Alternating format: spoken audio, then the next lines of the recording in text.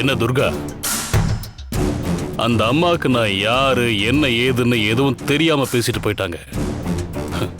என்ன இதெல்லாம்? ஊர்ல இருந்து வந்தா நேரா வீட்டுக்கு வர வேண்டியதானே?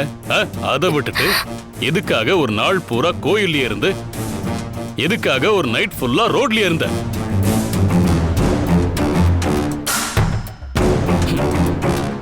அந்த மேடத்துக்கிட்ட எல்லாரும் நல்லவங்க, எல்லாரும் அன்பாதான் பாத்துக்கிறாங்கன்னு சொன்ன.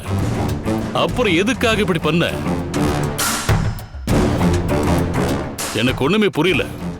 நம்ம குடும்பத்தை பத்தி என்ன ஏதுன்னு தெரியாம அவங்க அந்த பேச்சு பேசிட்டு போறாங்க.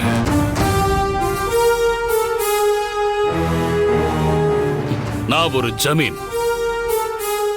இந்த குடும்பம் ஒரு பாரம்பரியமான குடும்பம். ஒரு டிஎஸ்பியே வீடு புகுந்து வான் பண்ணிட்டு போறாங்கன்னா பாவம், என்னை பத்தி அவங்களுக்கு ஒண்ணும் தெரியாது போல இருக்கு. ஊருக்கு புதுசா வந்திருப்பாங்க போல இருக்கு. இந்த சொசைட்டில நான் எவ்வளவு பெரிய மனுஷன், என் பிசினஸ், என் ப்ராப்பர்ட்டியோட வேல்யூ என்ன, பெரிய பெரிய மினிஸ்டர், கலெக்டர்னு இப்படி பெரிய பெரிய மனுஷங்களை என்ன வந்து சந்திச்சுட்டு போறாங்க. எவ்வளவு உயர்வான ஆள் நான் தெரியுமா? இது எதுவுமே தெரியாம அந்த பேச்சு பேசிட்டு போறாங்க.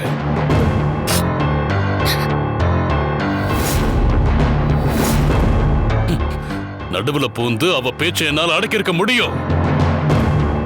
ஆனா அவ முழுசா என்ன சொல்ல வரான்னு தெரிஞ்சுக்கிறதுக்காகத்தான் நான் வெயிட் பண்ணேன்.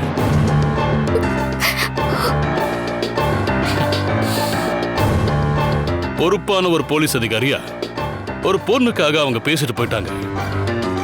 அது எனக்கு தப்பா தெரியல.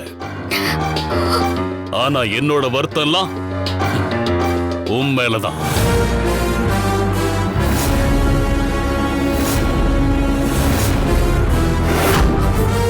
என்னை பொறுத்த வரைக்கும் எனக்கும் இந்த குடும்பத்துக்கும் நடந்த பெரிய அவமானம். நீ அழறதுனால எந்த பிரயோஜனமும் இல்ல துர்கா. இதுக்கு எனக்கு பதில் சொல்லு. ஏன் இப்படி பண்ண? ஏய் துர்கா, கேக்குறாங்கல்ல, பதில் சொல்லுடி. உன்னால அந்த அம்மாட்ட நாங்க திட்டு வாங்கியிருக்கோம்.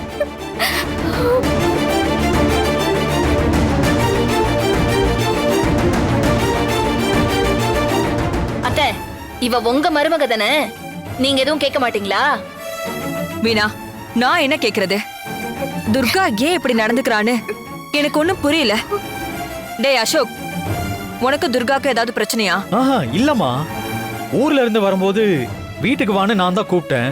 ஆனா இவ தான் வரலன்னு சொன்னா. இப்ப பார்த்தா இங்க வந்து நிக்கிறா. வந்தவன் நேரா வீட்டுக்கு வராம ஏன் கோயிலுக்கு போனா, ஏன் ரோட்ல நின்னான்னு எனக்கு தெரியவே தெரியாதுமா.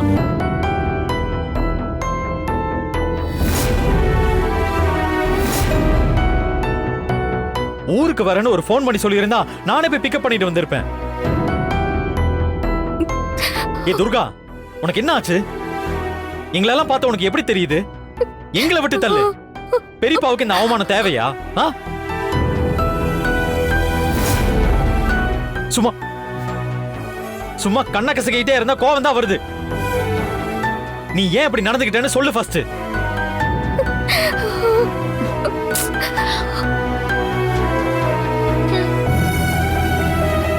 சொல்லு துர்கா. அசோக் ஏற்கனவே ரொம்ப பயந்து போயிருக்கா. காலையில இருந்து கோயிலேயே இருந்திருக்கா. சாப்பிட்டாலாம் இல்லையான்னு தெரியல. எதுவா இருந்தாலும் காலையில பேசிக்கலாம் அசோக். அண்ணி, நமக்கு இவ்வளவு பெரிய சங்கடத்தை உண்டு பண்ணிருக்கா. இவ மேல இன்னும் நீங்க இறக்கம் காட்டுறீங்களா? என்ன காரணம்னு இவ சொல்லிதான் ஆகணும்.